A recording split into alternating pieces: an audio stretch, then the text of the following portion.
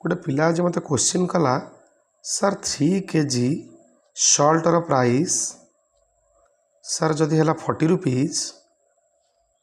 sir find out कि sir आमको कहतु आपण 750 ग्राम्स वैल्यू केते प्राइस पड़ो आम जब मार्केट नहीं आने पिले देख मुझे एमती बुझेली 3 kg value rupees 40 3 kg value 40 पहले 3 kg similar to 3000 grams 3000 grams value 40 पहले आर हाफ करवा आर हाफ कले 1500 ग्राम 20 पहले आर हाफ एगेन करवा